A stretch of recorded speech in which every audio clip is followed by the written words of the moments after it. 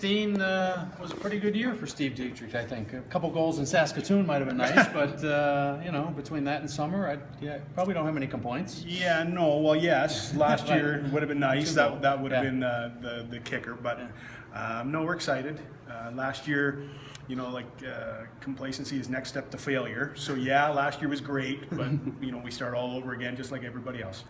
Do you have any contract issues or anything with everybody, or health issues? No, everybody's good. Everybody's good to go. Everybody's signed. I think this might be the first time that everybody's come in signed or healthy. Yeah, Billy. But no, yeah, we're good to go. I think the guys are jacked up. I think last year sort of put the burr in everybody's saddle to be ready, and it's going to be a competitive camp. What questions do you have about training camp? I know you've been signing some free agents and bringing some guys in. What sort of things do you want to see answered in these next 4 weeks? Well, I think we all sat around the room after Saskatchewan beat us and realized that we need to be better on the left side. I think we need to be more athletic on the left side.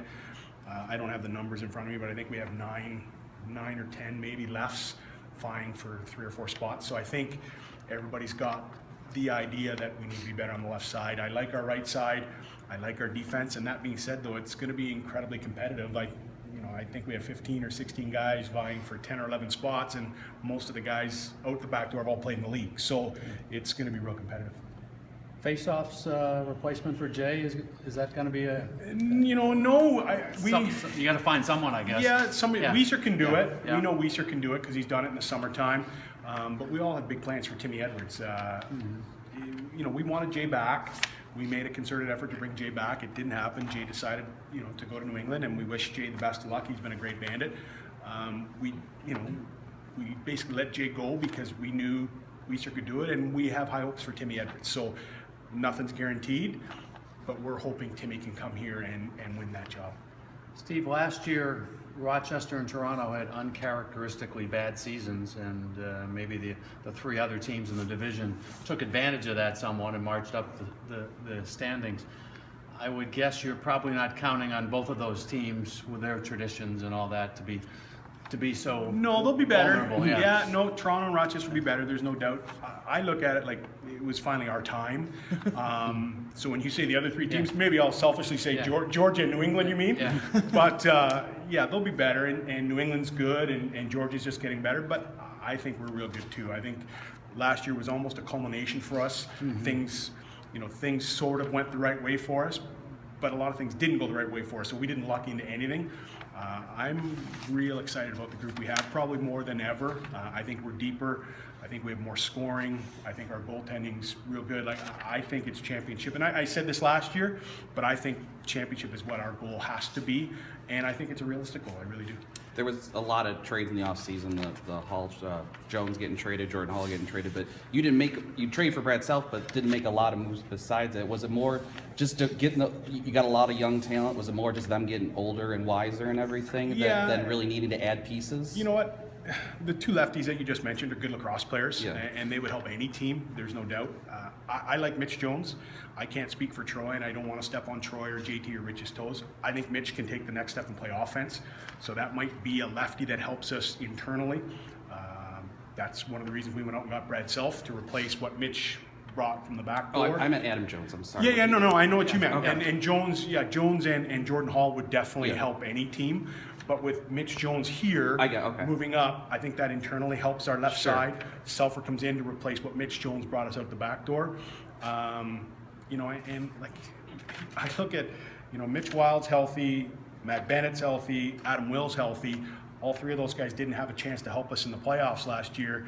Those are 3 guys that can all take the next step and play regularly. And I know Matt Bennett did. Wild Thing would like to, and Adam Will would like to. So I think the depth of this team, I don't think we've ever been deeper or maybe even younger. Are you keeping in mind, Steve, the possibility of expansion in the next year or 2?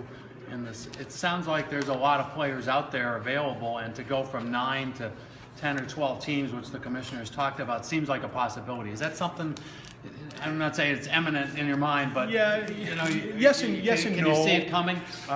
You see it coming, and I don't like to look at our team and say, well, we have to do this because we may lose somebody. Right. We're going to lose a good player anyways. I think our team is literally, once we put the 24 names together, all 24 will be able to play in the league and be successful at it. So we're going to, whether it's 1, 2, 3, 4, 5, we're going to lose a good player or two.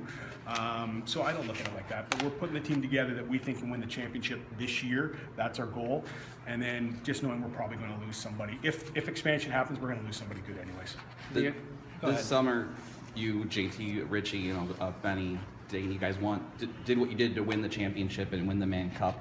I know you guys aren't the first to win a summer title and come back in the NL, but does that have any kind of effect, you think, just that your coaches and your core players went and did something like that this summer? Do you think how it can maybe help somewhat with the Winter League? I think a lesser extent for myself and JT and Rich, but for a great extent, Dane and Benny and guys like that have never won. To be able to win, to be able to come back the way that Six Nations was able to, it shows them what it takes, and it gives them that taste now. And that's something that Dane and Benny have never really had. They've never had the taste of winning, and now they realize how great it is. And when you're planning for rings and sizing for rings and looking at what the rings are going to look like, it's exciting. Like, this is what it's all about. Yeah. So I'm happy for those guys, but I think it's only going to help them take a bigger step for us. The playing roster on game nights has been an accordion over the years, and you got it back up to 17-2 this week. Step forward. I like it. I do. There's some things I'd like to do. I'd like to have that spot be reserved for a rookie or a second-year player. If this league wants to take the step that we hope it takes and it keeps expanding, you don't want that 17th spot filled by a 32 or 33-year-old. You want it to be a younger player. We're okay because we're playing a lot of young guys anyways, but I think we're going to expand. When I say expand, I mean expand the rosters. Let's have it be a certain age of player or level of player, because then that's either going to help us if another team comes and takes one of our other guys. Now we know that guy can step in and play. But if we're just going to continue to add 17th and it be just strictly a face-off guy or a tough player or an older veteran, I don't know how much that helps. Like I said, we won't be in that spot because we're going to have a lot of young kids, but I'm hoping that the other teams will take it to the point of playing a younger player. You get to yell at a third official on the floor this year from the press box instead of the usual two. Yeah, I yell at a lot of people. Cause, Benny, they all feel my wrath up there. But yeah. Do you like having a third official out there? You think it's needed? See, I'm a big proponent of the two guys. It's not going to hurt, to put it to you this way. I like two only because it's like the NBA. This game's so fast. You could call an interference or a penalty every shift. Another set of eyes out there. Whose call is what? And you called this and this was in my area, so maybe now I'm going to call this that's in your area. I'm not a big fan. I don't think it's going to hurt the game. I just hope that they can, and they do in the playoffs, so I hope they can mesh well so that it doesn't slow the game down, because I think that's one of our strengths of our game is how fast our game is. The one other rule change I noticed was they're going to try to be more proactive on guys in a defenseless position. I don't know if anything else jumped out at you, but no, that kind of struck me. Yeah, I was lucky enough to Scotty let me sit in on some meetings, and that was one of the big discussions of a loose ball. I'm coming for the loose ball. Somebody can come and just railroad me as I'm picking up the loose ball. That's the kind of stuff that everybody's so worried about head shots and head checks. The whiplash effect might be even worse if you don't know what's coming and your head gets racked back. So I'm glad they're taking that step, and really that doesn't add or take away from the game. So I'm glad they're putting that one in.